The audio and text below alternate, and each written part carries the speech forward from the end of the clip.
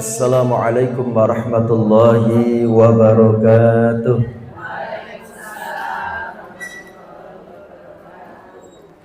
Alhamdulillahilladzi faddala bani Adam bil ilmi wal amal ala jami'il alam.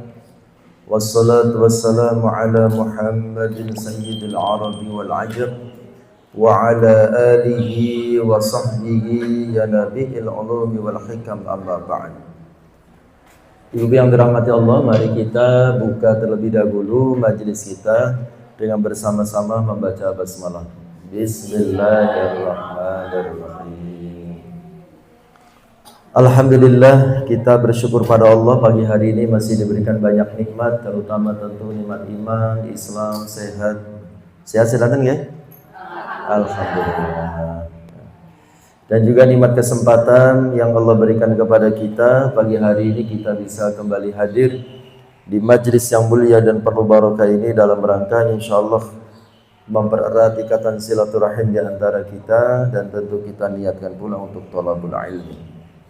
Mudah-mudahan langkah kaki kita ke majlis ini akan tercatat sebagai amal salih yang dapat meringankan beban kita di hari kiamat nanti.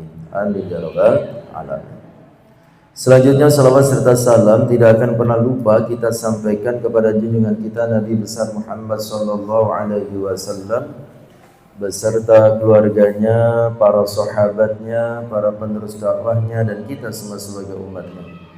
Mudah-mudahan kita semua termasuk umat beliau yang akan mendapatkan syafaat dari beliau di yaumil qiyamah nanti. Amin ya rabbal alamin. Ibu yang dirahmati Allah, sebelum kita melanjutkan tafsir surah Al-Mulk ayat 12 dan seterusnya, saya ingin kembali menyampaikan satu kabar gembira yang datangnya dari baginda Rasul Muhammad SAW. Kata beliau, majtama'a qaumun fi baitin min buyutillah. Tidaklah berkumpul sekelompok orang di dalam salah satu dari rumah-rumah Allah. Yatsluna kitab Allah, kemudian mereka membaca kitab Allah. Wa yatadarasunahu, kemudian mereka mempelajari isi kandungannya. Maka kata Kanjeng Nabi, ketika ada orang berkumpul di masjid seperti kita ini, kemudian membaca Al-Quran dan mengkaji isinya, maka kata Kanjeng Nabi, illa nazalat alaihimus sakinah. Yang pertama, orang-orang itu akan diberi sakinah, ketenangan. Hatinya senantiasa diberikan ketenangan oleh Allah Subhanahu wa taala. Tidak gampang panas, tidak gampang kalut, tidak gampang gupuh, tidak gampang bingung. Menghadapi apapun dia tetap tenang hatinya. Ya. Itu ketenangan diberikan oleh Allah. Buah dari apa? Buah dari kita kumpul di masjid kemudian mengkaji ayat-ayat Allah. Kemudian wa ghasyiyatuhumur rahmah. Yang kedua akan diliputi rahmat Allah, kasih sayang Allah. Ya, itu keutamaan mengkaji Al-Quran di masjid. Ya. Diberi rahmat, ya, kasih sayang. Yang ketiga, wahafathumul malaikah, dikelilingi malaikat atas perintah Allah untuk memberikan perlindungan. Dan yang keempat, di akhirat nanti, wa dzakarohumullahu fi man indah, akan dibangga-banggakan, disebut-sebut namanya di hadapan makhluk Allah yang lainnya. Jadi di hadapan para malaikat, ya, di hadapan jin, ya, itu akan dibangga-banggakan, ini hamba-hambaku yang senantiasa membaca dan mengkaji ayat-ayatku. Jadi sangat luar biasa. Ya. Kita mengkaji Al-Quran di masjid itu sangat luar biasa keutamaannya. Mudah-mudahan kita semua diberikan keistiqomahan oleh Allah Subhanahu wa taala. Dan kita doakan barangkali ada teman-teman kita yang saat ini sedang sakit, diberikan kesabaran dan disembuhkan dari sakitnya. Bagi ada di antara teman-teman kita, saudara kita yang saat ini sedang ada kerepotan, ada kesusahan, ada masalah, mudah-mudahan diberikan kesabaran dan diberikan jalan keluar dari masalahnya. Dan kita doakan pula saudara-saudara kita yang saat ini sedang mendapatkan ujian, mendapatkan musibah, ya, yang berada di Sumatera ataupun di Aceh ataupun belahan bumi yang lainnya. Karena di tempat lain juga sudah mulai banyak, ya, termasuk di Bandung, Jawa Barat, ya, sudah mulai ada banjir dan seterusnya. Mudah-mudahan semuanya diberikan kesabaran dan cepat dipulihkan keadaannya setenang sebelumnya. Amin ya rabbal alamin. Ibu yang dirahmati Allah, kita akan bahas ayat 12. Ayat 12 ini satu pembahasan sampai ayat 15. Ya. Kita baca ayatnya, a'udzubillahi minasyaitonirrajim. Innal ladzina yakhshawna rabbahum bil ghaibi lahum maghfiratu wa ajrun kabir. Wa asirru qawlakum abijharu bih innahu alimun bidzatis sudur. Ala ya'lamu man khalaqa wa huwal latiful khabir. Huwal ladzi ja'ala lakumul arda dhalulan famshu fi manakibiha wa kulu mir rizqi wa ilaihin nusyur. Kata Allah, innal ladzina, sesungguhnya orang-orang yakhshawna, ya, yang takut rabbahum kepada Tuhan mereka bil ghaibi, meskipun mereka tidak melihatnya, ya. Sesungguhnya orang yang takut kepada Allah sekalipun mereka tidak melihatnya, ya, tidak melihat Allah, ya. Lahum, maka kata Allah, bagi mereka, bagi orang-orang itu, maghfiratun, akan mendapatkan ampunan, wa ajrun kabir, dan mendapatkan pahala yang besar. Wa asirru qawlakum abijharu bih, rahasiakanlah perkataanmu atau lahirkanlah. Innahu alimun bidzatis sudur, sesungguhnya Dia Allah Maha mengetahui segala isi hati. Ala ya'lamu man khalaqa wa huwal latiful khabir. Apakah Allah yang menciptakan itu tidak mengetahui yang kamu lahirkan dan kamu rahasiakan? Sedangkan Dia maha halus lagi maha mengetahui. Huwallazi ja'ala lakumul arda dhalulan famshu fi manakibiha wa kulu mir rizqi wa ilaihin nusyur. Dialah yang menjadikan bumi itu mudah bagi kalian, maka berjalanlah di segala penjurunya dan makanlah sebagian dari rizkinya, dan hanya kepadanya lah kalian semua akan kembali setelah dibangkitkan. Nah, ibu yang dirahmati Allah, ayat-ayat ini pertama menjelaskan tentang balasan bagi orang yang takut kepada Allah. Ya, balasan orang yang takut kepada Allah. Ya. Itu disebutkan dalam ayat 12, innal ladzina yakhshawna rabbahum bil ghaibi lahum maghfiratu wa ajrun kabir. Sesungguhnya orang-orang yang takut kepada Rabb-nya yang tidak tampak oleh mereka, mereka akan memperoleh ampunan dan pahala yang besar. Jadi lewat ayat ini Allah mengabarkan tentang orang yang takut kepada Allah dalam keadaan sendirian. Lalu dia menahan diri dari maksiat dan ia menjalankan ketaatan-ketaatan, di mana tidak ada seorang pun yang melihat kecuali Allah Subhanahu wa taala. Ya. Kalau tampak taat ketika banyak orang, ya, mungkin banyak yang bisa melakukannya. Ya, karena malu kalau mau berbuat salah di hadapan banyak orang. Nah, ini yang dipuji oleh Allah dalam ayat ini adalah bil ghaibi, ketika dia sendirian, ketika tidak ada orang, ya, apakah di rumah, ya, ketika jenengan tidak ada suami, sudah berangkat kerja, tidak ada anak-anak, sudah sekolah, kuliah dan seterusnya, sendirian di rumah, atau di dalam kamar, ya. Bagaimana sikap kita ketika sendirian itu? Ya. Apakah kita masih bisa menjaga diri kita untuk tetap taat kepada Allah? Nggak ada orang, ya, tetap rajin sholat sunnah. Nggak ada orang, tetap rajin baca Al-Quran. Nggak ada orang, tetap rajin berzikir. Tidak ada orang tidak berani membuka HP melihat sesuatu yang dilarang oleh Allah Subhanahu wa taala. Nah, bagi orang yang tetap takut kepada Allah ketika sendirian, maka kata Allah balasannya adalah lahum maghfiratu wa ajrun kabir. Maka mereka akan mendapatkan ampunan dari dosa-dosanya dan akan diberikan pahala yang sangat besar oleh Allah Subhanahu wa taala. Mendapatkan ampunan itu manfaatnya apa? Sangat penting, Ibu yang dirahmati Allah. Karena kata Kanjeng Nabi, ketika kita melakukan dosa, maka akan ditulis satu noda hitam di dalam hati. Kalau kita tidak bertobat, tidak mohon ampun, noda dosa masih tetap ada dalam hati kita. Ketika kita berbuat dosa lagi, tambah lagi noda hitam dalam hati kita.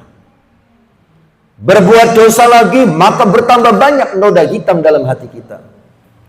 Dan kalau hati kita dipenuhi oleh noda-noda hitam dari dosa-dosa kita, itu yang akan membuat hati itu sempit. Hati itu sering sumpek. Hati itu sering bingung karpe dewe. Hati itu bingung apa yang harus dikerjakan. Akhirnya gelundang-gelundung scroll TikTok di tempat tidur.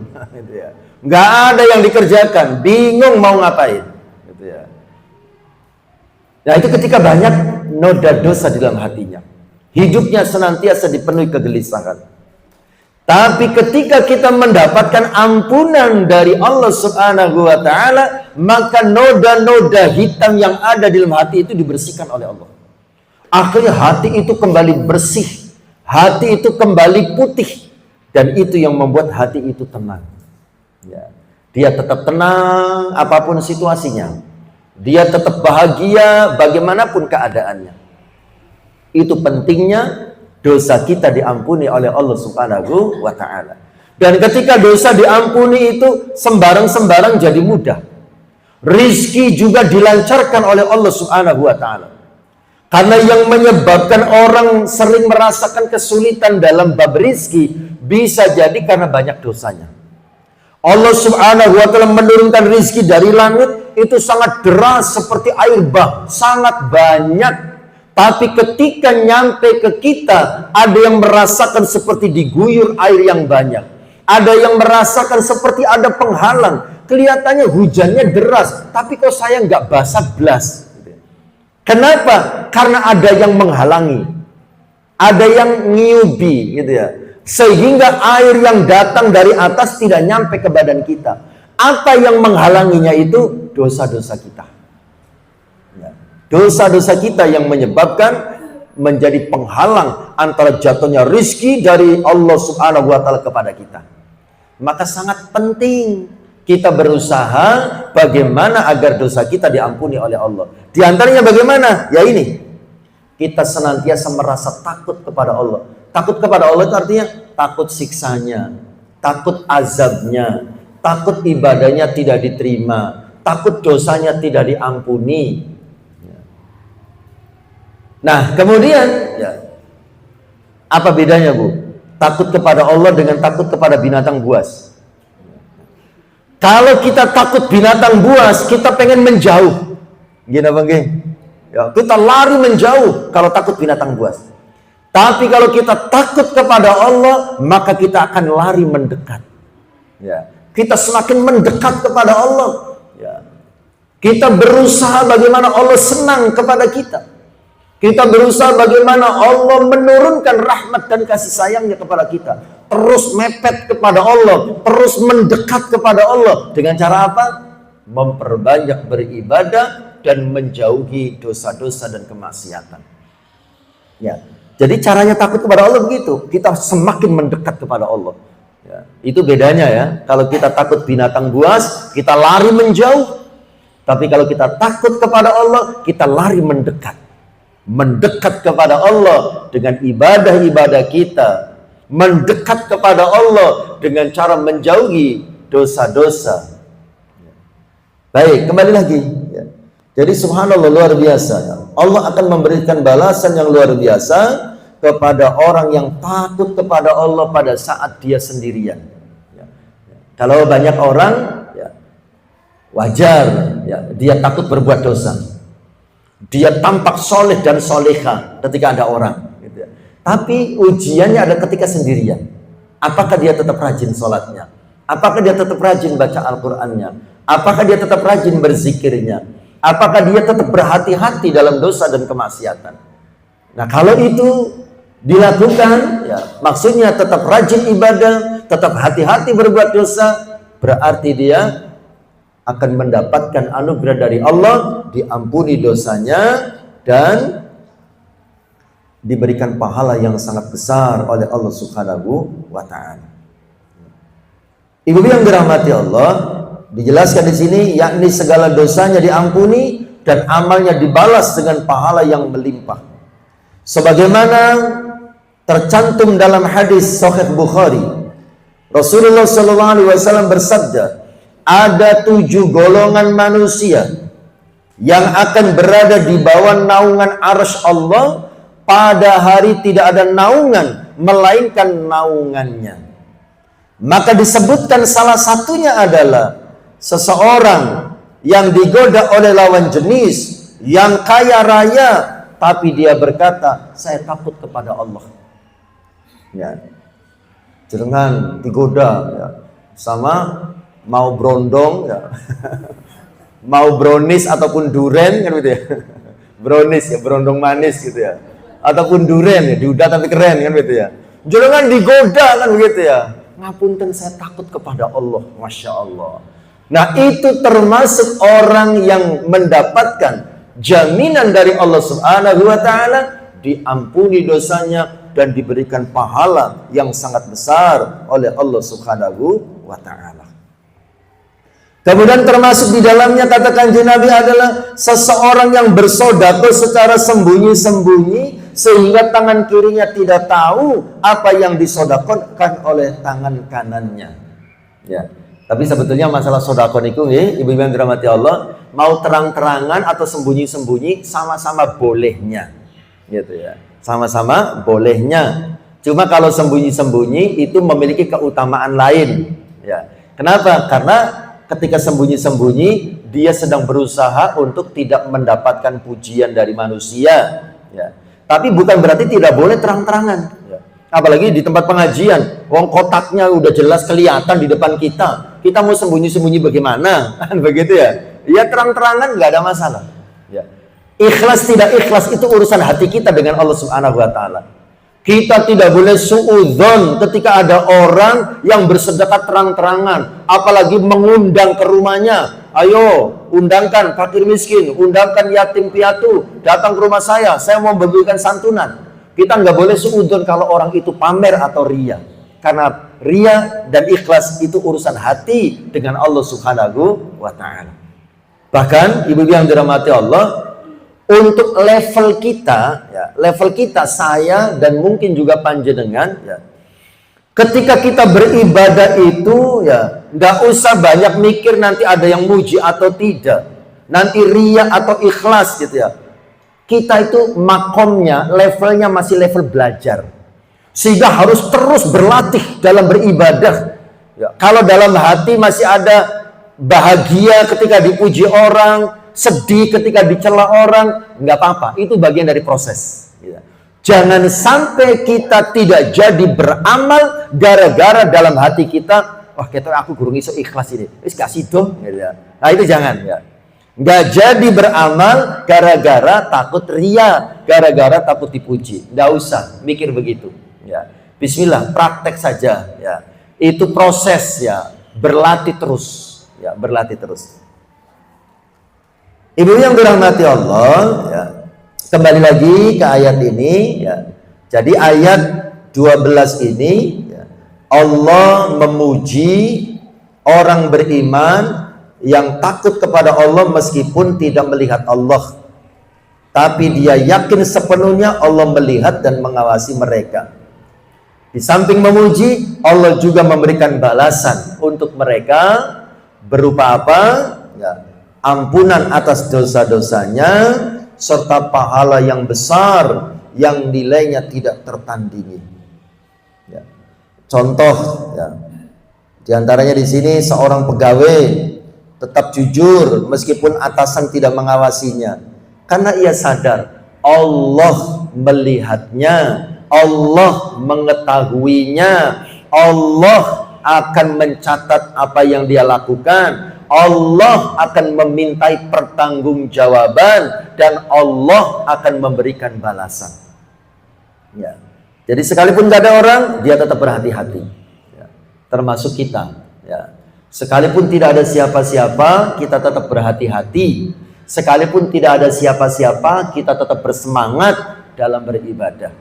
Karena kita beribadah bukan karena siapa-siapa, tapi hanya karena Allah Subhanahu wa Ta'ala. Ibu yang dirahmati Allah, kemudian ya, ayat yang ke-13. Wa asirru qaulakum awijharu bi. Allah menyuruh, memerintahkan, rahasiakanlah ucapanmu, awijharu bi, atau nyatakanlah. Innahu alimun bidzatis sudur. Sesungguhnya Dia Allah Maha mengetahui segala isi hati. Kelihatannya ini perintah, ya. Tetapi sebetulnya ini merupakan penegasan dari Allah Subhanahu wa Ta'ala bahwa ucapan mau pelan maupun keras, mau bisik-bisik maupun pakai speaker, Allah menegaskan, Allah mengetahuinya. Ya. Makanya kadang-kadang kita kalau pas lagi ada iman di dalam hati kita, melihat ada orang yang merencanakan kejahatan, kemudian mengatakan, sini aja di kamar, supaya gak ada yang tahu, sana banyak orang. Nah, kita dalam hati kan terbersih, ya Allah, orang kok pede banget gitu ya. Kesannya Allah tidak ada, kesannya Allah tidak tahu, kesannya Allah tidak melihat, kok pede banget, mau berbuat dosa kemudian bisik-bisik gitu ya. Padahal menurut ayat ini, ya, mau ditampakkan dengan keras, mau disembunyikan dengan pelan-pelan, kata Allah apa? Innahu alimu bidzatis sudur. Allah mengetahui. Jangankan yang sudah diucapkan, yang masih ada dalam hati, masih kerentek gitu ya, masih lintasan, itu Allah sudah mengetahuinya. Ya. Jadi ayat ini merupakan penegasan dari Allah. Mau diucapkan keras-keras, mau diucapkan pelan-pelan, tetap Allah mengetahuinya. Ya. Jadi intinya kita tetap diperintahkan untuk berhati-hati. Kita tetap diperintahkan untuk takut kepada Allah. Ya. Takut akan siksanya, takut akan azabnya, takut ibadah kita tidak diterima. Ya. Sehingga kita lewat ayat-ayat ini diperintahkan untuk tetap berhati-hati. Berhati-hati saat berucap, berhati-hati saat bersikap, berhati-hati saat bertindak. Karena semua yang kita ucapkan, semua sikap yang kita tunjukkan, semua perbuatan yang kita lakukan, diketahui oleh Allah, dilihat oleh Allah, dicatat oleh malaikat atas perintah Allah. Kemudian buku catatannya akan diserahkan kembali kepada kita untuk dimintai pertanggungjawaban, setelah itu diberi balasan. Jadi berhati-hati ya. Jangankan yang belum terucap, baru niat ya, bisikan dalam hati, Allah sudah mengetahuinya. Ibu yang dirahmati Allah, contoh kekinian terkait dengan ayat 13 ini ya. Seseorang berbuat baik untuk agar dipuji, meskipun diam-diam, Allah tetap mengetahui niatnya. Ya, sembunyi-sembunyi, ya. Tapi ada perasaan yang ingin dipuji, ya itu Allah tetap mengetahuinya. Ya. Seseorang yang menyembunyikan kebencian, ya. Allah tahu isi hatinya, ya. Sekalipun dia tidak menampakkannya. Gitu ya. Makanya kita tetap terus berusaha ya menjadi sebaik-baiknya hamba, gitu ya. Membersihkan hati kita dari segala macam penyakit hati, iri, dengki, dendam, marah, dan penyakit hati yang paling berbahaya adalah syirik, ya, menduakan Allah Subhanahu wa Ta'ala. Kita terus berusaha membersihkannya. Ibu-ibu yang dirahmati Allah Subhanahu wa taala, kemudian ayat 14. Ala ya'lamu man khalaqa wa huwal latiful khabir. Apakah Tuhan yang menciptakan itu tidak mengetahui? Ya, apa yang kamu tampakkan dan apa yang kamu sembunyikan? Padahal Dia itu maha halus lagi maha mengetahui. Ya. Tafsir dan makna dari ayat ini, ya, ini menunjukkan satu logika yang tegas. Ya. Logika yang tegas bahwa apa? Pencipta pasti paling tahu tentang ciptaannya. Allah itu kan pencipta kita. Ya. Kita aja ya, jenengan biasa bikin apa? Ya. Bikin jajan. Ya. Seperti apa namanya? Jajan yang di dalamnya ada isinya, kan begitu ya. Orang yang tidak membuatnya, ya, tidak tahu apa yang ada di dalamnya. Tapi jenengan yang buat, kan tahu isinya apa, kan begitu ya. Begitu pula hanya Allah Subhanahu wa taala sudah pasti mengetahui apa yang ada pada ciptaannya. Ya. Makanya di sini dikatakan begitu. Sekalipun pernyataan ini sebetulnya penegasan. Ala ya'lamu man khalaqa wa huwal latiful khabir. Apakah Tuhan yang menciptakan itu tidak mengetahui apa yang ditampakkan dan apa yang disembunyikan? Padahal Dia maha halus lagi maha mengetahui. Sebetulnya ini penegasan logika yang tegas bahwa yang namanya pencipta pasti paling tahu tentang ciptaannya. Allah pasti tahu tentang diri kita, tentang makhluk yang lain, tentang alam semesta semuanya, karena semuanya diciptakan oleh Allah Subhanahu wa taala. Itu tafsir dan makna yang pertama ya, merupakan logika yang tegas bahwa pencipta pasti paling tahu tentang ciptaannya. Makna yang kedua dari ayat ini adalah Allah maha mengetahui segala sesuatu dengan detail. Allah maha mengetahui segala sesuatu dengan detail. Bahkan perkara paling kecil yang tidak terjangkau oleh panca indera manusia, Allah mengetahuinya. Saya ulangi, yang kedua ya, Allah maha mengetahui segala sesuatu secara detail. Bahkan perkara paling kecil yang tidak terjangkau oleh panca indera kita manusia, itu pasti diketahui oleh Allah Subhanahu wa ta'ala.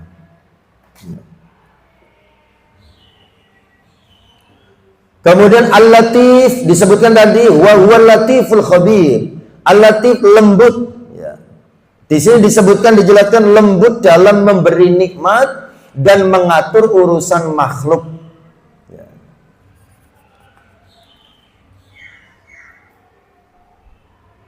Ya.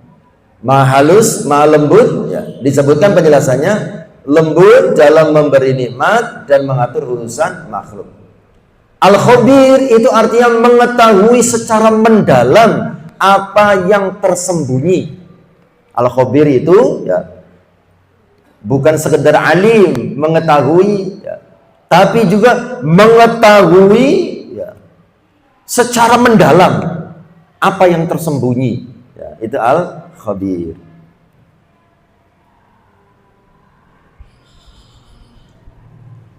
Contoh dalam kehidupan kita bahwa Allah maha mengetahui tentang makhluk ciptaannya, termasuk tentang kita. Allah tahu batas kemampuan kita, sehingga saat memberi cobaan pasti disesuaikan dengan kadar kesanggupannya ya. Jadi jangan sampai kita merasa yang paling susah, merasa yang paling menderita gitu. Karena semua ujian dan cobaan yang Allah timpakan kepada umat manusia itu sudah diukur oleh Allah Subhanahu wa taala sesuai dengan kadar kesanggupannya. Ya. Jadi kalau kita diuji tentang apa gitu, berarti Allah itu ya tahu bahwa kita sanggup dan kuat menghadapinya. Ya. Nah, ketika kita meyakini itu bahwa Allah mengetahui batas kemampuan saya, ya, maka nanti ya akan muncul kekuatan di dalam diri kita. Kita akan dimampukan oleh Allah menghadapi segala ujian dan cobaan itu. Ya. Ketika kita husnudzon, ya, Saya yakin Allah tahu batas kemampuan saya. Ya. Saya diuji seperti ini, saya berhusnudzon karena Allah menganggap saya mampu menghadapinya. Ketika kita mengatakan seperti itu, maka kita akan diberikan kemampuan oleh Allah Subhanahu wa taala menghadapi masalah yang kita hadapi dalam hidup kita. Tapi kalau kita mengatakan, ya Allah, jenengan kok tega banget sama saya, sudah tahu saya sakit, sudah tahu saya nggak punya uang, ini diuji lagi, suami nggak pulang-pulang, nemen jenengan ini ya Allah. Itu tambah menderita nanti. Ketika kita sudah menganggap bahwa kita ini tidak mampu, bahwa Allah itu memberikan ujian yang sangat berat di luar kemampuan kita, maka kita akan semakin menderita. Ya.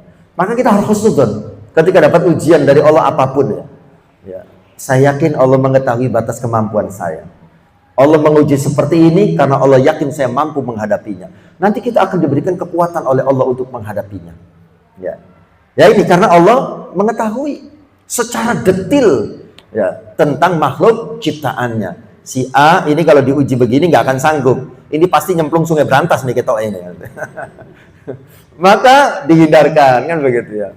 Nah kalau sampai ada yang beneran nyemplung di sungai Berantas ketika mendapat ujian karena dia sudah bersuudzon kepada Allah, berprasangka buruk kepada Allah ya, bahwa dia berprasangka Allah memberikan ujian yang berat di luar kemampuannya dan dia tidak akan sanggup menghadapinya. Aku sudah nggak sanggup ya Allah menghadapi semua ini.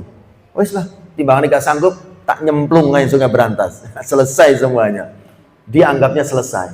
Tapi ternyata di akhirat justru itu menjadi awal penderitaan yang panjang. Ya.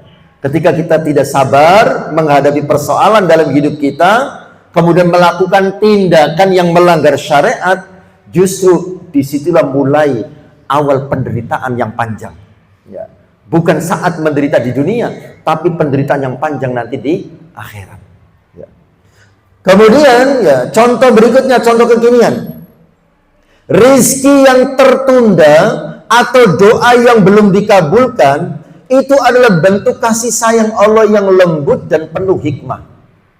Jadi kalau rizki masih tertunda, masih belum datang gitu ya, itu pasti ada hikmah yang terkandung di dalamnya. Kita husnudzon saja, ya. Allah nanti akan memberikan di waktu yang tepat untuk saya. Husnudzon pada Allah, pasti Allah akan memberikannya. Doa kelihatannya belum dikabulkan gitu ya. Kita husnudzon, mungkin belum waktunya doa ini dikabulkan saat ini. Saya yakin Allah akan mengabulkan di saat yang tepat nantinya. Ya. Jadi begitu. Contoh ya, saya pernah mengamati dan ngobrol dengan teman saya, ya. Teman saya di Pare, Ustadz, ya, juga guru kursusan, guru bahasa Inggris, guru bahasa Arab, ya, juga Ustadz, ya, di Pare.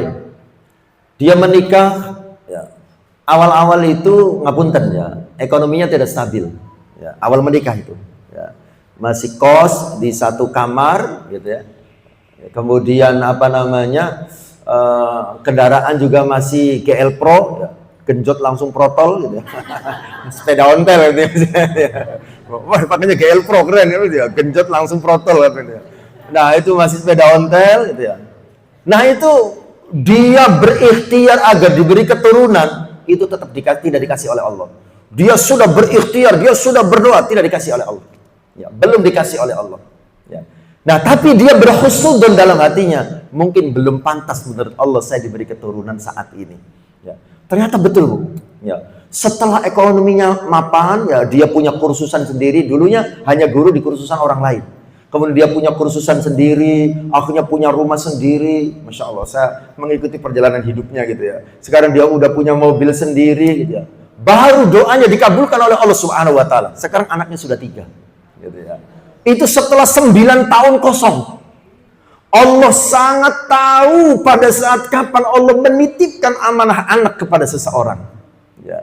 Allah melihat ini kayaknya nggak sanggup. Timbangannya nanti menyengsarakan. Kan begitu ya. Timbangannya nanti menyusahkan. Wis nanti saja. Tapi orang itu tetap berhusnudzon kepada Allah. Saya yakin Allah masih memberikan saya keturunan. Tapi mungkin belum saat ini. Sabar. Gitu ya. Tetap terus berdoa. Tetap terus berjuang. Gitu ya. Akhirnya di saat yang tepat, ketika sudah tertata ekonominya, gitu ya, baru Allah titipkan keturunan. Allah amanahkan keturunan. Yang pertama anaknya kembar, masya Allah. Dua-duanya laki-laki, dikasih namanya siapa? Ahmad sama Muhammad. Masya Allah. Ya. Dua anak yang kembar. Ahmad, Muhammad namanya. Kemudian punya anak lagi, dikasih nama Fatimah. Perempuan, anak yang ketiganya. Ya. Jadi begitu ya. Ya. Allah itu sangat tahu. Ya. Kita harus husnudzon ya kepada Allah. Apapun yang terjadi dalam hidup kita, kita harus berhusnudzon kepada Allah. Inilah yang terbaik menurut Allah untuk kita saat ini. Ya. Makanya pada saat kita berdoa kepada Allah Subhanahu wa taala, salah satu cara agar doa kita itu didengar dan dikabulkan oleh Allah, pertama nyatakan ridho dengan takdir Allah. Ya. Ya setelah muqaddimah gitu ya, membaca hamdalah, membaca sholawat, beristighfar, kemudian nyatakan ridho. Ya. Saya sampai hari ini kalau berdoa selalu begitu. Apapun masalah saya, ya, saya nyatakan ridho. Ya Allah, saya ridho dengan takdir yang panjenengan tentukan untuk saya saat ini. Saya ridho, saya rela, saya ikhlas dengan semuanya ini. Tapi saya tetap memohon kepada panjenengan. Nah gitu ya. Jadi kita tetap memohon, ya. Minta jalan keluar dari masalah kita, minta dipenuhi apa yang menjadi kebutuhan kita, tapi diawali dengan ridho. Jangan diawali dengan keluhan. Ya Allah, jangan kau tega ya Allah sama saya. Udah saya badan sakit semua, uang gak punya, hutang tambah banyak, suami gak pulang-pulang, nemen jenengan ini. Tolong ya Allah ringankan hidup saya. Jangan begitu. Diawali dengan keluhan. Keluhan itu berarti kita tidak rela, tidak ridho dengan apa yang dibuat oleh Allah Subhanahu wa taala.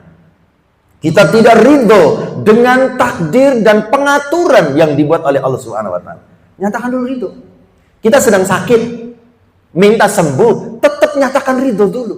Ya Allah, saya ridho, saya ikhlas dengan penyakit yang panjenengan berikan kepada saya. Saya ridho, saya rela, saya ikhlas, saya menerima semuanya ini ya Allah. Tapi saya memohon kepada panjenengan, sembuhkan sakit saya ya Allah. Supaya saya bisa beribadah menjadi lebih baik, supaya lebih banyak kebaikan yang bisa saya lakukan. Ya, nyatakan dulu ridho, setelah itu baru sampaikan apa yang menjadi kehendak dan keinginan kita. Ya, karena dengan menyatakan ridho, ya berarti kita berhusnudzon kepada Allah Subhanahu wa taala bahwa Allah akan memberikan yang terbaik untuk kita. Ya.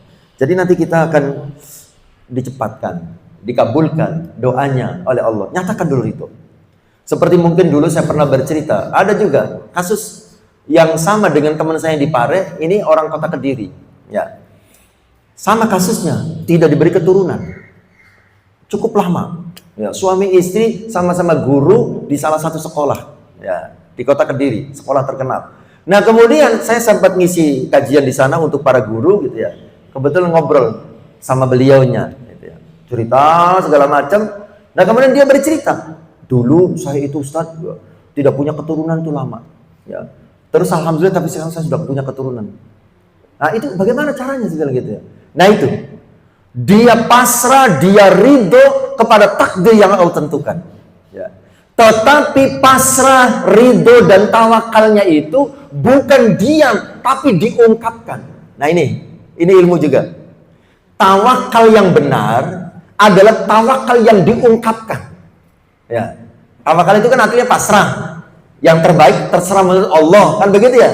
Itu yang benar itu tetap diungkapkan. Ya, contoh ya. Ini sepasang suami istri di kota Kediri ini. Ya. Mereka sudah berikhtiar, ya. Mereka sudah berdoa, ya. Mereka sudah segala macam dilakukan sesuai dengan petunjuk yang didengar, gitu. Tapi belum diberikan keturunan. Kemudian beliau berdua suami ini pasrah kepada Allah. Nah, dalam pasrahnya itu diungkapkan, kepasrahan diungkapkan. Ya Allah, kami ridho, kami rela, kami ikhlas dengan takdir yang panjenengan tentukan untuk kami saat ini. Kalau memang menurut panjenengan kami memang tidak pantas untuk diberi keturunan, kami ridho, kami rela, kami ikhlas. Ya.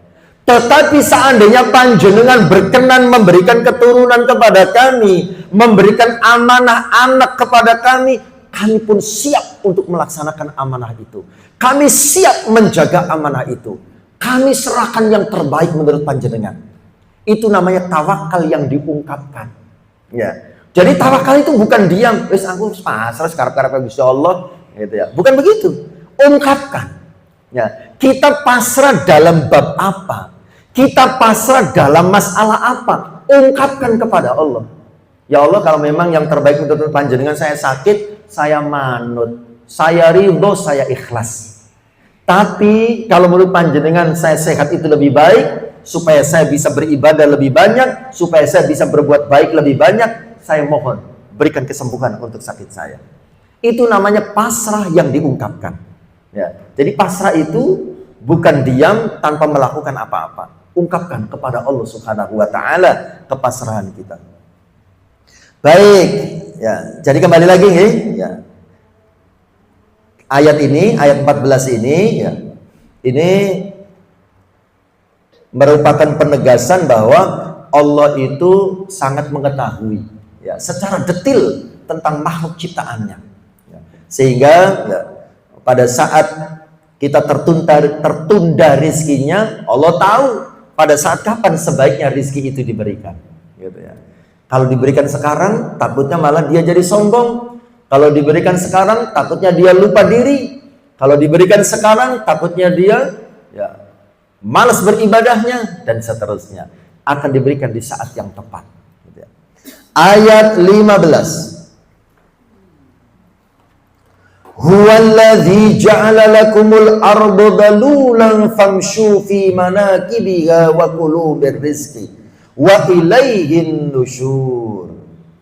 Dialah yang menjadikan bumi itu mudah bagi kalian. Maka berjalanlah di segala penjuru bumi dan makanlah dari rizkinya, dan hanya kepadanya lah kalian akan dibangkitkan. Ya. Tafsir dan makna dari ayat ini, ibu yang dirahmati Allah, ya. Allah menjadikan bumi ya, datar, ya. Supaya apa? Supaya bumi bisa dihuni, supaya bumi bisa ditempati, supaya bumi bisa diolah, supaya bumi bisa dimanfaatkan oleh kita manusia. Tapi pemanfaatannya dengan sewajarnya, tidak berlebihan, apalagi melakukan perusakan.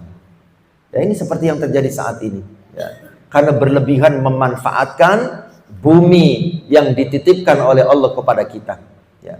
Kita ini memang khalifah ya, di atas muka bumi, pimpinan, perwakilan Allah ya, untuk tinggal di atas muka bumi. Ya. Untuk menikmatinya, tapi juga untuk menjaganya. Ya. Makanya ibu yang dirahmati Allah ya, bukan hanya buang sampah sembarangan yang bisa mendatangkan banjir itu. Nyoblos sembarangan ya, saat pemilu itu juga bisa mendatangkan banjir. Gitu ya. Jadi bukan hanya buang sampah sembarangan gitu ya, yang bisa mendatangkan banjir dan bencana. Saat dengan nyoblos sembarangan gitu ya, itu juga bisa mendatangkan banjir.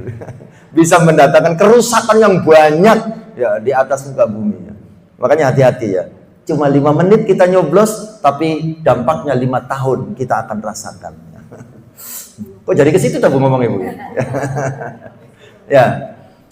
Jadi kembali lagi ya. Ayat 15 ini merupakan satu nikmat bahwa Allah telah menundukkan bumi untuk kita. Ya. Allah menciptakan bumi ini datar, Allah menciptakan bumi ini bisa diolah, Allah menciptakan bumi ini bisa dimanfaatkan sebaik-baiknya untuk kehidupan kita di dunia. Ya. Kemudian di dalam ayat ini Allah memerintahkan famshu fi manakibiha, berjalanlah di segala penjurunya. Ya, artinya berjalanlah itu berusahalah. Ya. Carilah rizki di atasnya, bekerjalah, carilah nafkah. Seperti yang disebutkan dalam surah Al-Jum'at itu ya. Fa idza qudiyatis sholatu, dan jika sholat sudah ditunaikan, fantashiru fil ard, maka bertebaranlah kalian semua di atas muka bumi, wabtaghu min fadlillah, dan carilah anugerah Allah. Ya. Jadi tidak cukup hanya dengan sholat, tidak cukup hanya dengan berdoa, tapi juga kita harus berikhtiar dan berusaha bertebaran di atas muka bumi untuk menjemput rizki. Ya. Kenapa? Karena rizki itu di tangan Allah.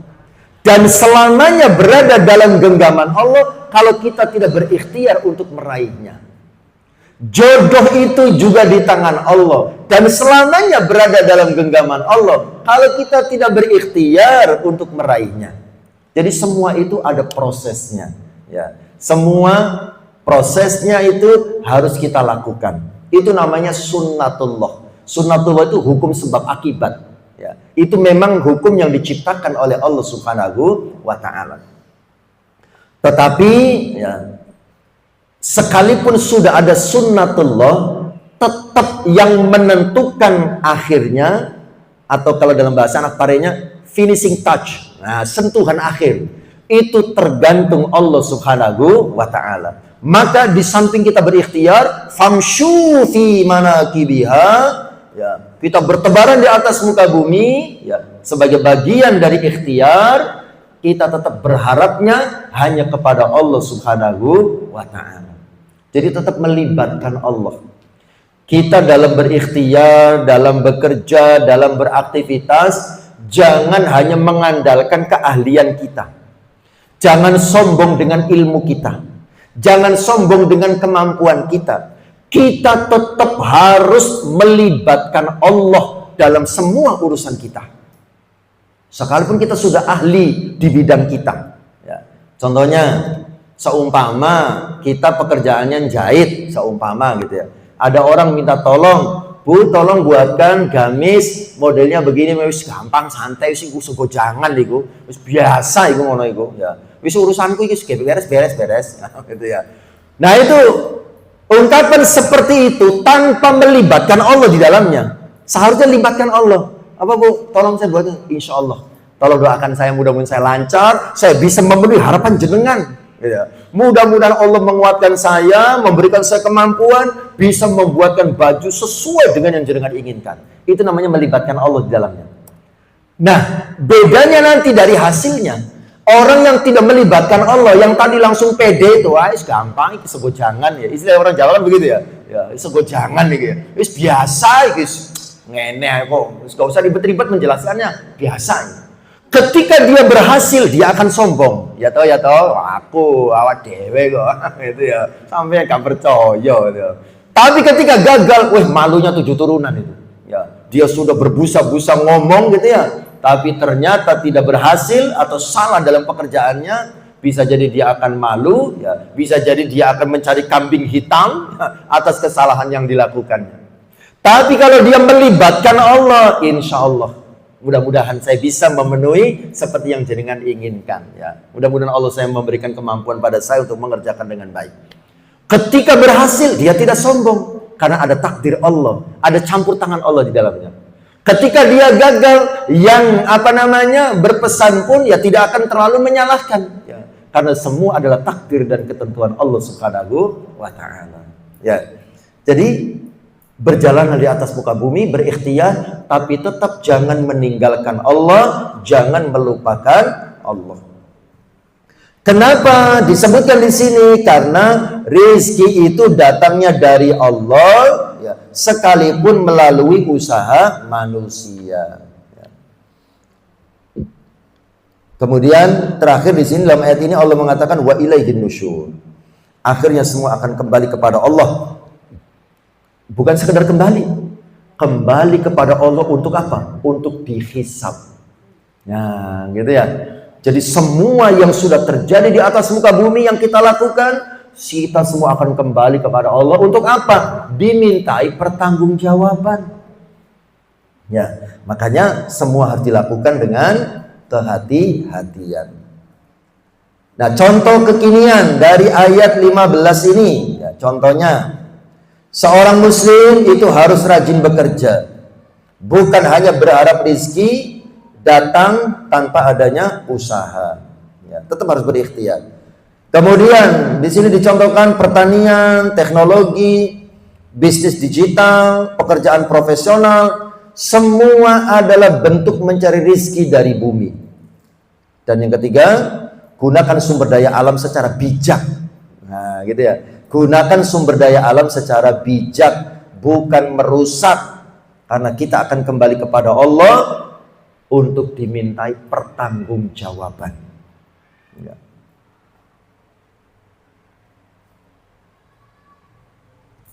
Terakhir dari ayat ini, intisari pelajaran yang bisa diambil ayat 12 sampai ayat 15.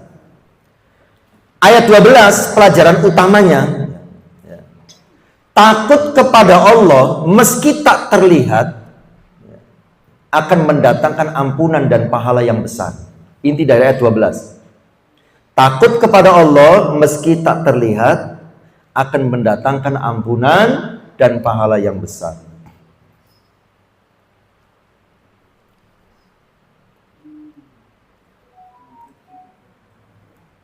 Ayat 13 intinya adalah Allah tahu ucapan yang terang-terangan ataupun ucapan yang disembunyikan.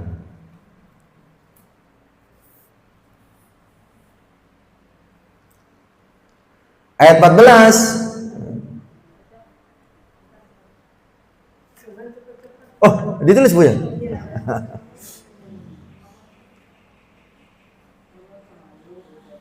Allah tahu ucapan yang terang-terangan maupun yang disembunyikan. Ayat 14 ya. Inti dari ayat ini, pencipta pasti paling mengetahui ciptaannya. Pencipta pasti paling mengetahui ciptaannya. Ya.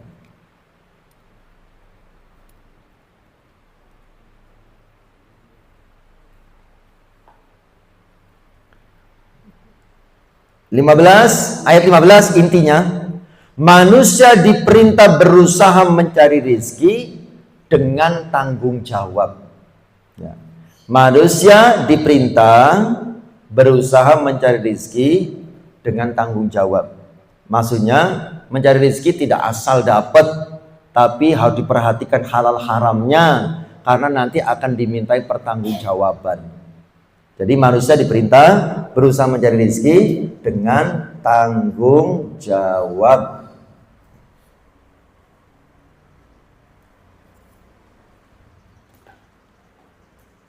Baik, sekarang ayat berikutnya. Ayat 16. Ayat 16 ini satu pembahasan sampai ayat 19. A'udzubillahi minasyaitonirrajim. A'amintum man fis sama'i ay yakhsifa bikumul ardu fa idza hiya tamur. Ya. Apakah kalian merasa aman ya, terhadap Allah yang di langit, bahwa Dia akan menjungkir balikan bumi bersama kalian? Ya. Fa idza hiya tamur, maka tiba-tiba bumi itu bergoncang. Apakah kamu merasa aman terhadap Allah yang di langit, bahwa Dia akan menjungkir balikan bumi bersama kalian sehingga dengan tiba-tiba bumi itu bergoncang? Ya. Tafsir dari ayat ini menegur manusia, menegur kita, gitu ya. Kita satu-satu ya, ayat 16 ya. Ayat ini menegur manusia yang merasa aman dari azab Allah.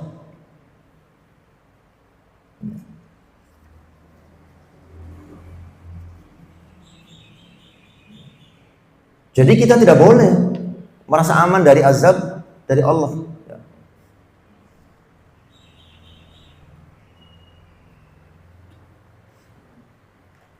Jadi ketika manusia lalai, sombong, atau merasa tidak membutuhkan Allah, maka Allah mampu mengguncang bumi sebagai peringatan.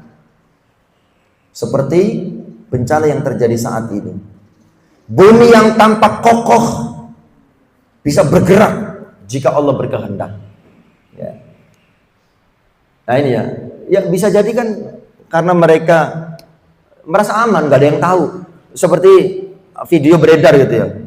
Ada netizen yang pakai drone gitu ya, moto dari atas. Jadi jalanan kelihatannya di pinggir kanan kiri itu seperti hutan lebat, masih banyak pohon di pinggir. Tapi ketika drone-nya dinaikkan sedikit, hanya berapa meter dari pinggir jalan itu, ke sana sudah gundul, ke sana sudah gundul. Ya.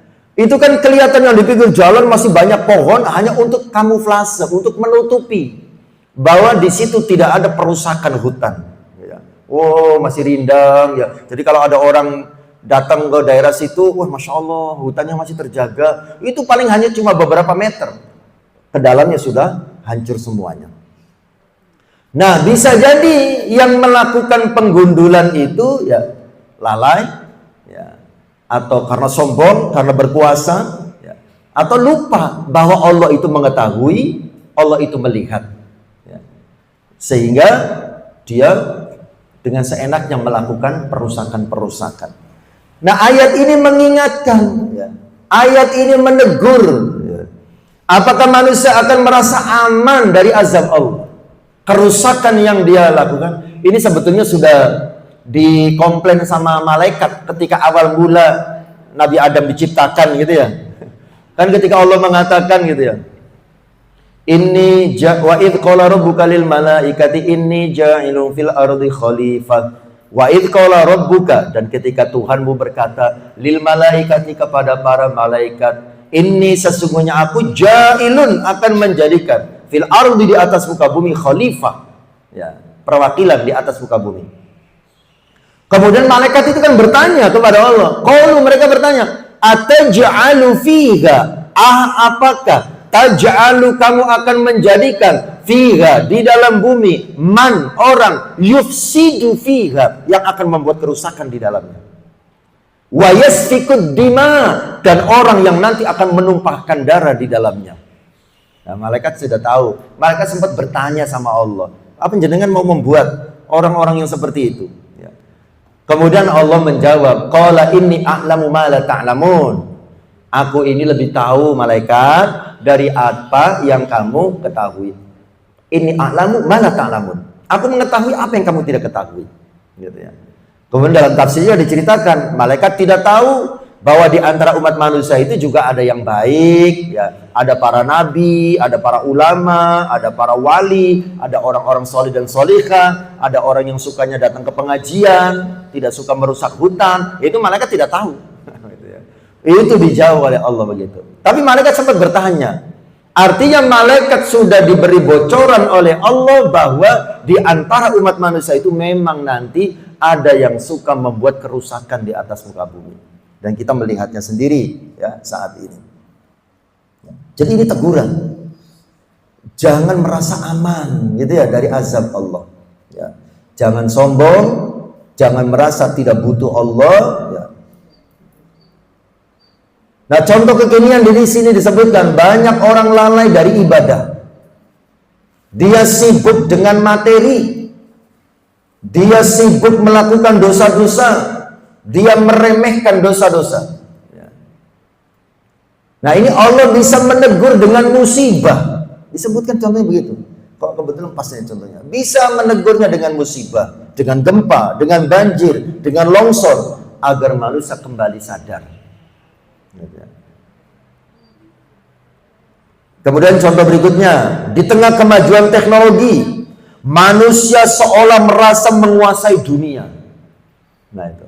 Seperti Amerika, ya, itu kan kesombongannya luar biasa, ya, seolah-olah menjadi raja dunia. Namun satu guncangan alam saja cukup untuk menyadarkan bahwa manusia sangat lemah. Dulu kebakaran di Los Angeles menghabiskan Hollywood dan semuanya itu, ya, itu kan berawal dari kesombongan Donald Trump, kan begitu ya. Trump itu kan sempat mengatakan pada waktu itu mengancam orang-orang Palestina, orang-orang Gaza, lepaskan ya, tawanan orang-orang Israel yang ditawan oleh Gaza, ya, lepaskan. Kalau tidak, Timur Tengah akan saya jadikan neraka. Itu ada itu jejak digitalnya begitu. Donald Bebek mengatakan begitu. Timur Tengah akan saya jadikan neraka. Tidak lama setelah itu Los Angeles kebakaran, gitu ya. Dan dia mengerahkan semua teknologi, semua kecanggihannya, semua kehebatannya. Tidak ada yang bisa menghentikan. Habis rata dengan tanah semuanya. Ya ini. Ya, ayat ini mengingatkan hal itu. Makanya kita jangan sombong. Sekaya apapun kita, sepintar apapun kita, sehebat apapun kita, ya, kalau kita sombong, ya, sampai lalai kepada Allah, sombong kepada sesama manusia. Masih ingat sombong itu apa definisinya? Kata Rasulullah, sombong itu adalah batorul haq wa ghamtun nas. Batorul haq, menolak kebenaran. Wa ghamtun nas, dan merendahkan orang lain. Itu namanya sombong. Sombong itu kata Nabi adalah menolak kebenaran dan merendahkan orang lain. Ya seperti Donald itu. Ya, dia mengatakan nggak ada yang berani sama dia. Dia pikir begitu. Ya, semuanya bisa diatur. Ya, semuanya bisa dikendalikan. Ya. Tapi Allah memberikan teguran. Los Angeles ya, dikirimkan satu tentaranya Allah, cuma satu yang bernama api. Selesai sudah, habis semuanya. Gitu ya. Nah, tidak mengurangi empati dan simpati kita dengan saudara-saudara kita yang terkena musibah. Ya, yang kita kutuk adalah yang jahat. Ya. Dan sebetulnya yang jahat itu orangnya tidak di sana. Gitu ya. Oh, yang jahat itu orangnya di pusat. Gitu ya. Bukan di tempat terjadinya bencana. Orangnya nggak ada di sana, gitu ya. Jahatnya itu cukup dengan tanda tangan, diizinkan pembukaan lahan, gitu ya. Nah itu, dengan tanda tangan bisa melakukan kezaliman, gitu ya. Makanya sekali lagi, bukan hanya buang sampah sembarangan yang bisa mendatangkan bencana, gitu ya. Nyoblos sembarangan itu juga bisa mendatangkan bencana. Ya. Jadi jangan salah lagi nanti Bu ya. Nah kemudian berikutnya ya Al-Mulk ayat 17. Tadi ayat berapa? Oh 16. Oh ya sekarang 17. Am amintum man fis samai ayyursila 'alaikum hasiba fasata'lamuna kaifa nadhir. Atau apakah kalian merasa aman terhadap Allah yang di langit, bahwa Dia akan mengirim kepada kalian angin berbatu, maka kelak kalian akan mengetahui bagaimana dahsyatnya peringatanku. Ayat ini berisi peringatan dari Allah bahwa Dia mampu mengirim angin yang dahsyat, badai, hujan batu, sebagaimana azab terhadap kaum-kaum terdahulu. Ayat ini menekankan bahwa manusia tidak boleh merasa aman dari murka Allah ketika melakukan dosa dan maksiat. Ya. Ini untuk menyadarkan bahwa supaya pada saat kita mau melakukan dosa, kita ingat, Allah itu maha kuasa untuk menegur hambanya. Ya, kalau kita seenaknya melakukan dosa, bisa sekali waktu, bisa suatu saat, bisa kapan saja Allah akan menurunkan azabnya. Mohon maaf, saya mungkin pernah bercerita, contoh di Lamongan ya, di daerah mertua saya itu ya. Saya tidak dalam rangka bersuudzon kalau orang yang mendapatkan musibah ini orang yang banyak dosanya, tidak. Saya husnudzon dia orang baik yang sedang diuji oleh Allah. Yang ingin saya ceritakan adalah kalau Allah sudah berkehendak, lebih mudah dari sekedar membalikkan telapak tangan untuk merubah keadaan. Orang itu orang kaya, punya rumah 2, ruko gitu ya. Kemudian dia pergi sholat Jumat. Pulang sholat Jumat, 2 rukonya sudah terbakar habis. Ya, pulang sholat Jumat. Tidak hanya itu, ibunya, istrinya, dan anak perempuannya terpanggang hidup-hidup di lantai 2. Ya. Saya husnudzon beliau diuji. Ya. Karena kan yang namanya musibah itu kan maknanya 3 Bu ya. Musibah itu bisa bermakna azab kalau menimpa orang yang tidak beriman. Musibah itu bisa bermakna teguran kalau menimpa orang beriman yang sedang lalai. Musibah akan bernama ujian kalau menimpa orang beriman yang baik-baik saja dengan imannya. Ya. Jadi musibah itu sesuatu yang tidak enak. Bisa menimpa siapapun. Mau orang beriman, orang tidak beriman, itu bisa mendapatkan musibah. Tapi maknanya berbeda. Kalau musibah menimpa orang tidak beriman, itu namanya azab. Kalau musibah menimpa orang beriman yang sedang lalai, itu namanya teguran. Orang itu beriman, cuma sedang lalai. Ya, ditegur oleh Allah, diingatkan. Itu ya, musibah yang menimpa orang beriman yang sedang lalai. Kalau musibah menimpa orang beriman yang baik-baik saja, ibadahnya sama Allah baik, sama manusia juga baik, masih dapat musibah. Nah, itu namanya ujian. Gitu. Jadi yang terjadi saat ini, itu maknanya bisa azab, ya, bisa teguran, bisa ujian, tergantung siapa yang terkena musibah itu. Ya. Bisa jadi banyak itu ujian isinya. Banyak orang-orang baik di sana, tapi diuji oleh Allah Subhanahu wa taala. Nah, yang ingin saya ceritakan di Lamongan itu, gitu ya, maksud saya adalah Allah itu sangat mudah untuk merubah keadaan. Kelihatannya tadinya sangat bahagia, punya anak, punya istri, ibu mertua, ibu masih ada, harta benda banyak. Tapi kalau Allah berkehendak, sekali balik selesai semuanya, habis semuanya. Ya, maksudnya ini peringatan buat kita. Kita harus hati-hati. Ya, khawatirnya mendatangkan murka Allah, kemudian kita diberi ya, musibah, ya bisa jadi ujian. Ya. Terserah kita bagaimana suasana diri kita masing-masing. Ya. Tapi begini, kalau ada musibah, ya, kalau menimpa diri kita, anggap itu sebagai teguran. Tapi kalau menimpa orang lain, anggap itu sebagai ujian. Ya, supaya kita berhusnudzon. Ya. Jangan sampai kita melihat ada orang baik dapat musibah, justru kita cemooh. Ya Allah mbak yo, ketok wongnya apik yo, ibadah yo rajin, wong yo ngaji ya, karo tonggo yo apik, karo mertua, karo orang tua yo apik gitu ya. Tapi ternyata dia dapat azab dari Allah. Itu nggak boleh begitu itu. Kalau kita tahu dia itu orangnya baik, rajin ibadah, sama orang tidak pernah bikin masalah, dapat musibah, harus dikatakan itu ujian, gitu ya. Jangan sampai bilangnya begitu. Ketok api mbak ya wongnya yo rajin ibadah, rajin sholat jamaah, ya, rajin pengajian, sama tetangga juga nyanyo. Ternyata masih dapat azab dari Allah. Jangan-jangan dia itu aslinya itu banyak dosanya itu. Nggak boleh begitu. Gitu ya. Ya, itu namanya kita suudzon gitu ya. Ya. Kita harus katakan, Masya Allah ya, orang itu subhanallah ya, ya, padahal rajin ibadahnya, tapi masih diberi ujian oleh Allah. Nah begitu, itu yang benar. Gitu ya. Tapi kalau untuk kita, ya, supaya kita tidak merasa kepedean, kita ambil yang tengah-tengah. Ya, Masya Allah, saya sedang dapat teguran dari Allah. Ya, mungkin saya sedang lalai, kan begitu ya. Kita masih beriman, ya, tapi kita merasa melakukan dosa, maka kita merasa ini adalah teguran dari Allah. Jadi kalau untuk kita, saya lagi dapat teguran sama Allah. Ya astagfirullah, mudah-mudahan saya bisa menjadi lebih baik. Yang lucu itu kalau ada orang gak pernah sholat, kerjaannya mendeman, dapat musibah, aku sedih lagi diuji sama Gusti Allah. Itu azab gitu. Orang gak tahu sholat, gak tahu ibadah gitu ya. Dapat musibah, kok pede banget mengatakan, aku sedang diuji sama Allah ya. Oh nggak tahu sekolah kok ujian kan begitu ya. Yang ujian itu kalau sekolah kan gitu ya. Ini nggak tahu sekolah kok ujian.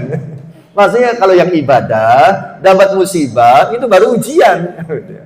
Ibadah itu diibaratkan sekolah kan begitu ya. Ini nggak tahu sekolah kok ujian gitu ya. Baik, kembali lagi ya. Jadi ayat 17 ini Allah memberikan peringatan bahwa Dia sangat mampu mengirimkan angin yang dahsyat, badai, hujan batu, sebagaimana azab yang menimpa umat-umat terdahulu. Jadi ayat ini menekankan bahwa kita tidak boleh merasa aman dari murka Allah ketika kita melakukan maksiat, ketika melakukan dosa. Jangan merasa aman. Artinya, cepatlah berhenti dari perbuatan dosa kita. Cepatlah bertobat. Di sini contoh kekinian, ya, badai besar, angin topan, cuaca ekstrim yang merusak ribuan rumah, itu adalah peringatan agar manusia menjaga kesombongan dan kembali taat kepada Allah. Kerusakan lingkungan oleh ulah manusia, deforestasi, ya. Forest kan hutan ya, deforestasi artinya penggundulan hutan ya. Polusi, keserakahan industri, ini bisa mendatangkan angin kencang, badai, cuaca ekstrim sebagai bentuk teguran. Ayat 18. Walaqad kadzdzabal ladzina min qablihim fakaifa kana nakir. Sungguh orang-orang sebelum mereka juga telah mendustakan rasul-rasul, maka betapa dahsyatnya kemurkaanku. Tafsir dari ayat ini mengingatkan bahwa umat-umat terdahulu, tafsir dari ayat ini mengingatkan bahwa umat-umat terdahulu seperti kaum 'Ad, kaum Tsamud, kaum Lut itu dihancurkan oleh Allah karena mendustakan ayat-ayat Allah. Karena menolak kebenaran dan hidup dalam gelimang kemaksiatan. Ya, saya ulangi. Ayat ini mengingatkan bahwa umat-umat terdahulu seperti kaum Ad, kaum Samud, kaum Lut dihancurkan oleh Allah karena mendustakan ayat-ayat Allah. Tidak percaya ya dengan ajaran Allah. Ya kalau kita mungkin tidak percaya dengan peringatan yang ada dalam Al-Quran, tidak percaya dengan peringatan yang ada dalam hadis, tidak percaya dengan peringatan yang diingatkan oleh para ulama. Ya. Kemudian menolak kebenaran dan hidup dalam gelimang kemaksiatan. Apa yang terjadi pada mereka itu dapat terjadi lagi jika manusia mengulangi kesombongan dan kedurhakaan yang sama. Ada ungkapan dari ahli sejarah itu mengatakan begini, at-tarikh yu'idu nafsahu. Artinya apa? Sejarah akan mengulang jejaknya. Sejarah akan mengulang jejaknya. Artinya apa? Apa yang pernah terjadi di masa lalu yang menimpa umat-umat terdahulu bisa jadi akan terjadi lagi di masa kita, di tempat kita, ketika kita melakukan hal yang sama. Apa itu? Kesombongan dan kedurhakaan. Ya. Sombong itu apa tadi? Menolak kebenaran dan suka merendahkan orang lain. Jadi kalau kita melakukan yang sama, kita pun akan mendapatkan akibat yang sama. Ya. Contoh kekinian dari ayat ini, banyak orang menganggap remeh peringatan agama, menolak nilai-nilai moral, bahkan mentertawakan syariat. Contoh kekinian, banyak orang yang menganggap remeh peringatan agama, menolak nilai-nilai moral, bahkan mentertawakan syariat. Ya. Saya ada kajian rutin masih baru di Masjid Kuba, ya, keras itu, yang ke arah Tulungagung, kanan jalan.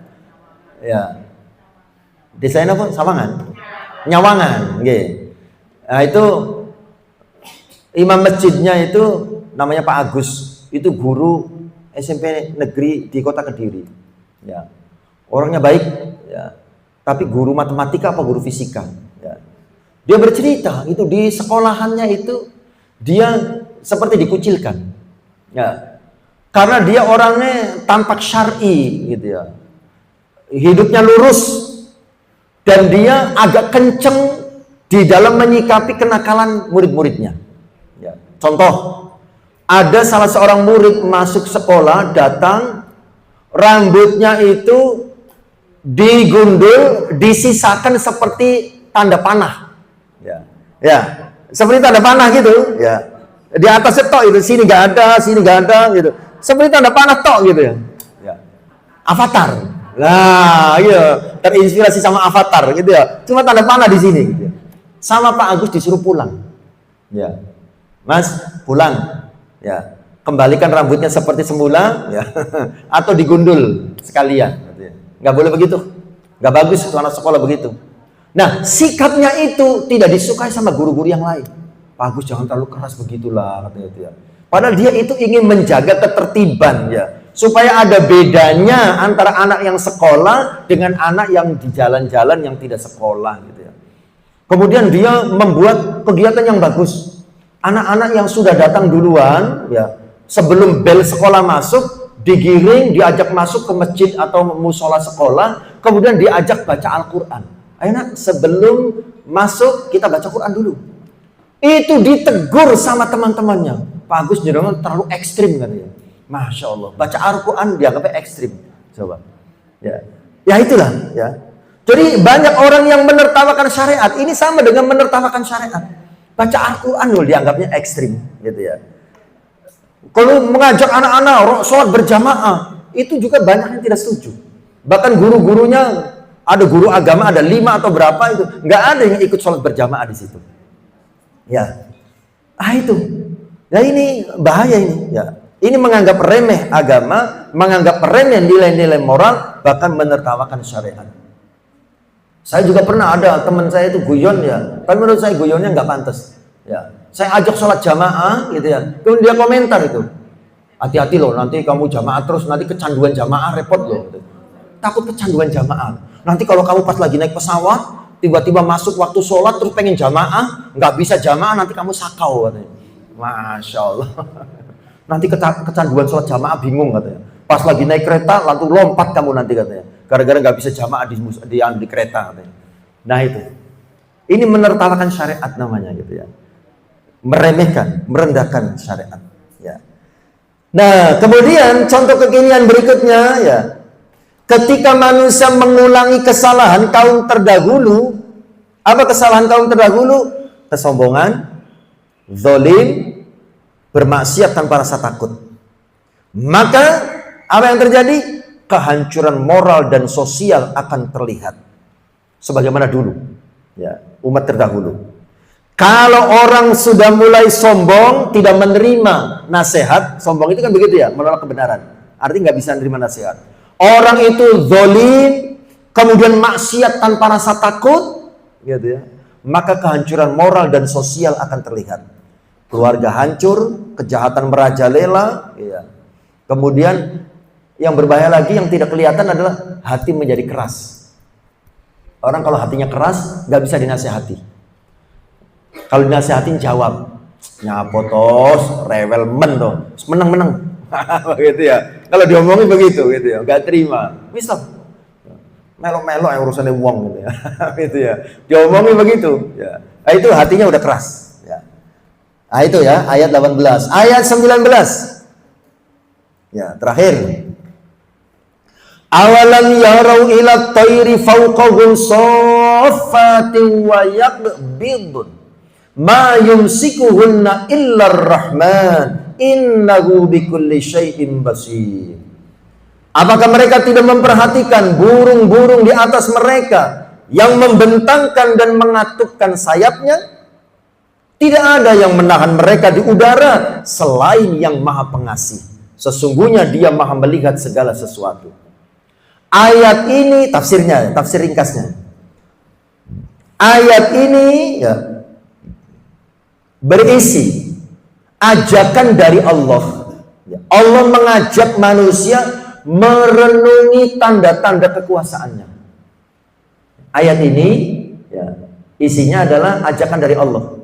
Apa ajakannya? Allah mengajak manusia merenungi tanda-tanda kekuasaannya. Dicontohkan di sini, burung dapat terbang. Itu kenapa? Karena Allah yang memberikan keseimbangan. Allah menurunkan udara, kemudian struktur sayap ya, itu sudah diatur sedemikian rupa sesuai dengan hukum aerodinamika, nah, dunia penerbangan ya, dunia pesawat ya. Nah, semua itu bukti bahwa Allah Maha Kuasa dan Maha mengatur alam semesta. Ya, makanya kita itu ya dianjurkan untuk tadabbur alam. Ya. Sekali-kali ngajinya di pinggir laut, kan gitu ya. Dipanas-panasi terus itu. Januari ya, Masya Allah.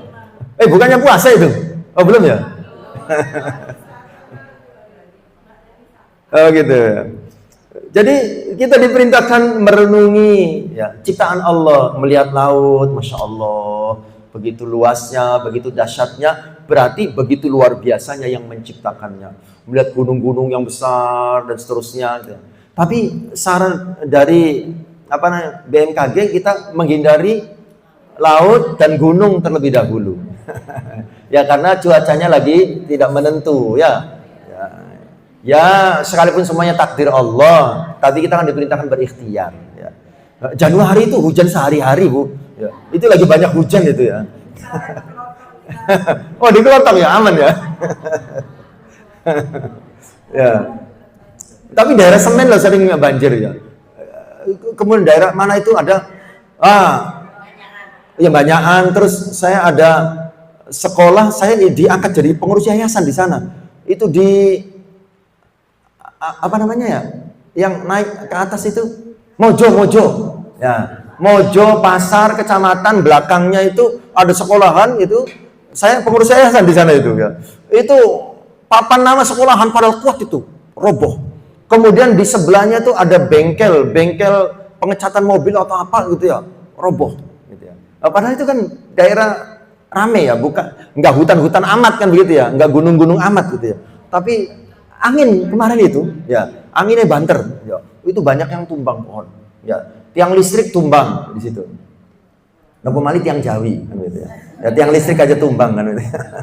Ya, ya jadi begitu ya, ibu yang dirahmati Allah, ayat 19 ini ya. Siap. Nanti kalau ada pertanyaan. Sopo iki melu ngomong bareng. Saya pernah Bu ngisi pengajian di daerah Semen nih Bu. Lagi ngisi pengajian lagi enak-enaknya. Tiba-tiba ada suara ngapusi. Wah, astagfirullahaladzim. Kaget saya Bu. Ngapusi gitu ya. Kaget saya gitu. Tadi siapa yang bicara saya gitu? Biasa Ustaz kalau di sini suka ada suara begitu katanya gitu ya. Tapi ini kok nyinggung saya bilang gitu ya. Saya lagi menyampaikan ilmu kok dibilang ngapusi gitu ya. Kayak aku gak seneng gitu, saya ngaji di sini. Saya ngisi di kantor itu Bu, ya. Ngisi di kantor untuk karyawan gitu ya. Itu kantor perusahaan bisnis online gitu ya. Jadi ada anak muda ya punya toko online banyak, itu karyawannya ada 40. Satu orang satu toko gitu ya, bisnis online gitu ya.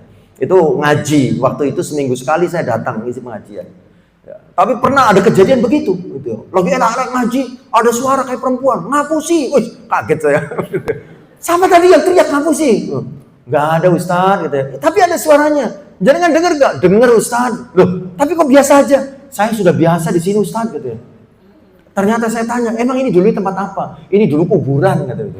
Masya Allah gitu ya. Kuburan ya, kemudian makamnya dipindah, kemudian dibebaskan, ada yang beli, dibikin bangunan. Banyak suara aneh-aneh di situ katanya. Ya. Yang saya kaget itu Bu, ya, ngapusi, terang banget, jelas, dan bukan hanya saya yang mendengar gitu, yang lain juga dengar gitu ya. Ya makanya tadi saya kaget ada suara ini.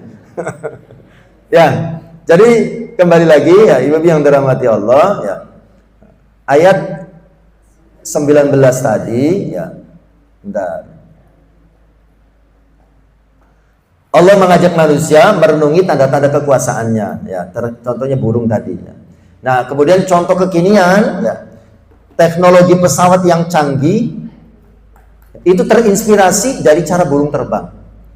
Nah, ini menunjukkan bahwa ilmu manusia itu datang dari tanda-tanda ciptaan Allah. Gitu ya.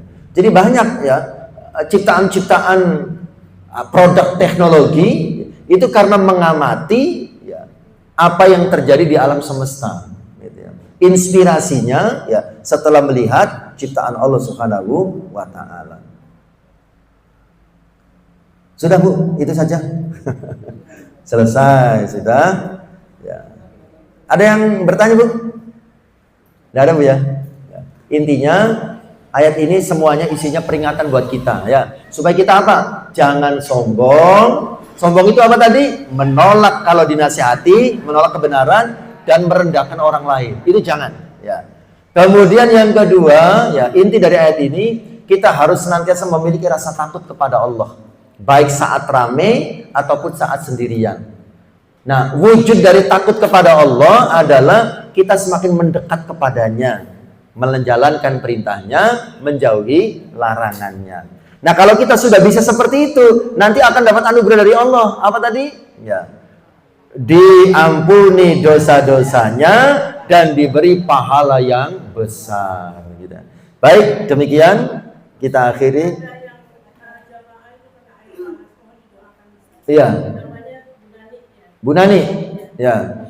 Ya, ada teman kita, jamaah kita yang saat ini sedang diuji oleh Allah ya. Nah, ingat ya. Diuji ya. Jangan sampai ngomong diazab itu. Jangan, enggak boleh ya. Jadi kalau orang lain yang dapat musibah itu kita mengatakan diuji, ya kita khusnudon beliau orang baik kan begitu ya. Ya. Jadi kita doakan mudah-mudahan Bu Nani diberikan kesabaran dan sakitnya bisa menjadi penggugur dosa-dosa. Ya. Dan tentu yang paling penting cepat disembuhkan seperti semula sehingga bisa kembali beraktivitas bagaimana kita di sini. Ya. Ala hadiniya wa ala kulli niyatin shalihah. Al-Fatihah. Insyaallah.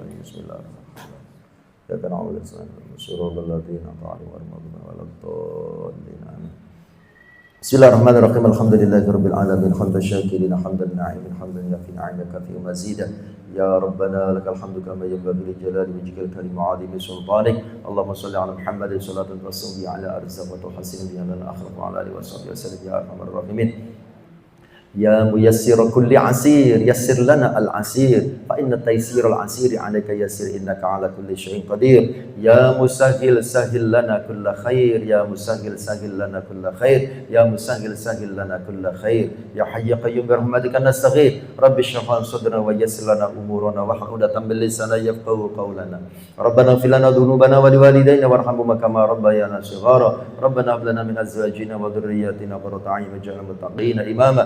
ربنا لا تزغ قلوبنا بعد إذ هديتنا وهب لنا من لدنك رحمة إنك أنت الوهاب ربنا آتنا في الدنيا حسنة وفي الآخرة حسنة وقنا عذاب النار وقنا عذاب النار وقنا عذاب النار وادخلنا الجنة مع الأبرار يا عزيز يا غفار يا رب العالمين وصلى الله على سيدنا محمد النبي الأمي وعلى آله وصحبه وسلم سبحان ربك رب العزة عما يصفون وسلام على المرسلين والحمد لله رب العالمين.